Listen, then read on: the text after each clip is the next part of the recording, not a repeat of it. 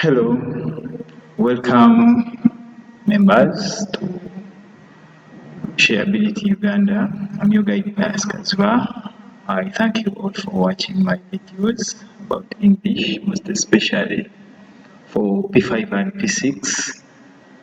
And I'm yet again here to discuss with you another exciting episode about modal verbs. We shall start by describing what modal verbs are and how they can be used, different kinds of modal verbs, types, and maybe a recap about main verbs. Well, main verbs, we discussed about main verbs in my previous videos. If you have not gotten any knowledge about verbs, I mean the main verbs, you can search out my videos about verbs. So, in this episode, modal verbs are a special group of verbs which go before the main verb. Uh, they can be can, could, might, will, would, shall, ought to, must, did to, and some examples of the main verbs: walk, come, live, try, drive. In my previous episode, I described verbs or main verbs as words that describe an action in a situation. Examples how we can use the modal verbs, like when you look at this example, me can drive. Can you identify the modal verb and the main verb? Students? Well, like in the second example, I can speak English. Speak. Can you guess what speak is? Is it the modal verb or the main verb? Well, speak is the main verb in this sentence. So, like we said, modal verbs come before the main verb. Can you guess which one is the modal verb? Yes, can is the modal verb. I know how to speak English. Can you identify the modal verb? Well, that's correct. Then I have some activity here, some small activity before we proceed. The instruction says rewrite the following sentences in negative. Oh, well, you can change these sentences into negative sentences while identifying the modal verbs and the main verbs. And I request that you send me your solutions in the comments, or you can contact me in my contacts, which are always provided in the last slide. Next, continuing with our modal verbs. Modal verbs, we can use them while talking about permission, like in the examples below. Can say, can I use your pen, please? Can you identify the modal verb? Could I sit down here, please? Yes, of course. No, I'm not afraid. May I come in? Yes, of course. No, I'm afraid not.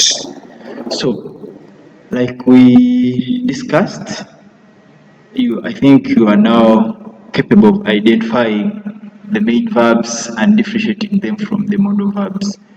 I gave you an example. I gave you some examples of main verbs and modal verbs.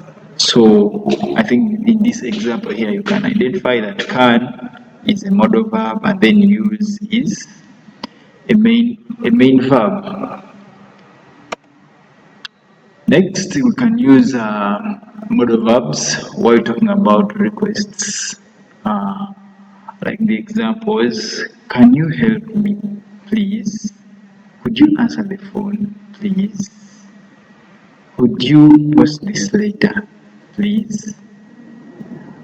Well, in all these examples, it is we are just still playing around with modal verbs, main verbs. So the basic idea here is to identify and distinguish between the modal verb and the main verb. I think from the previous examples that we have come along seeing, you can now tell which one is the main verb and which one is the modal verb. Modal verbs about obligations. Obligations simply refers to rules, orders, or duties or responsibilities, what we have to do, what you should do, what you should not do. Well, we have some examples here which you can relate to and get an understanding of how to use modal verbs and relate them to main verbs. It's late, you must do your work. Must do. Must here is the modal verb and do is the main verb because it is the action describing the situation or describing what must be done or what is going to be done. You can read through these examples and get a clear idea of how to use the modal verbs. In case of any complication or where you're failing to understand or any mistakes discovered, you can contact me and we rectify that. Then modal verbs talking about necessity, the need for something to be done. If you want to talk about things it is necessary to use I have to, I must, or I need to. Examples: he has to walk to school. He has to walk to school. I think you are starting to get a clear understanding of modal verbs and how they help to relate with main verbs to complete sentences in English. I must get a new passport. It was necessary to him. He had to get a new passport. I need to buy some petrol. Maybe this person wanted to refuel his vehicle or his motorcycle, so it was a necessity in this case. I need to buy some petrol. So please continue reading these examples in relation to the particular topic to get a clear understanding of modal verbs. Examples: you don't have to run, you are not late. It is one of the examples of using modal verbs in necessity, in a situation of necessity. Then modal verbs talking about probability, when you're not certain whether something is going to happen or it's not going to happen.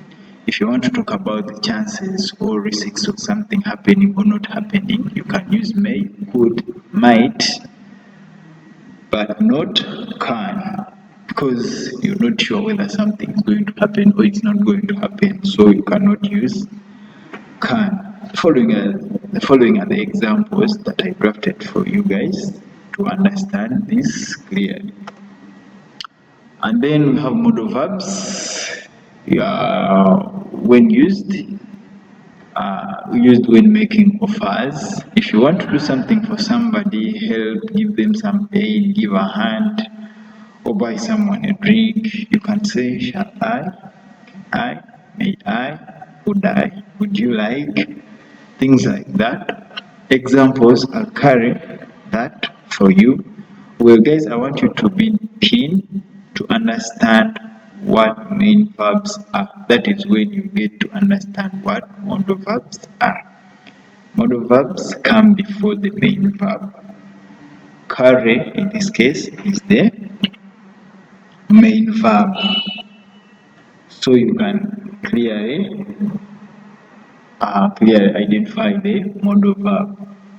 Do the washing. Washing is the main verb. Oh. Then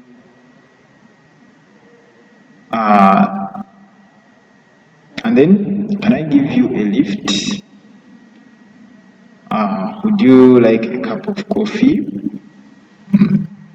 I want you guys to read these examples and understand well what modal verbs are. Modal verbs while giving advice. If you want to advise someone on what to do, what are the modal verbs you can use? And say you must, you should, you ought to. Must is stronger than should and ought to. Examples: you must buy a new suitcase. You should be more careful.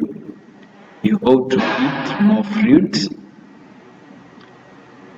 So those are the modal verbs that we can basically use while giving advice to someone. If you want to advise someone not to do something, you can say you must not, you mustn't, you shouldn't. Those are the examples of modal verbs used while giving advice to someone. These are small examples about using modal verbs while giving advice. These are some of the examples that you can refer to. You can actually pause the video and make some notes so that you keep reading and keep improving your understanding. Well, thanks for watching. I remain your guide, Pascal, and I thank you a lot for taking your time to watch these videos. Please subscribe in order to get more upcoming lessons for all subjects.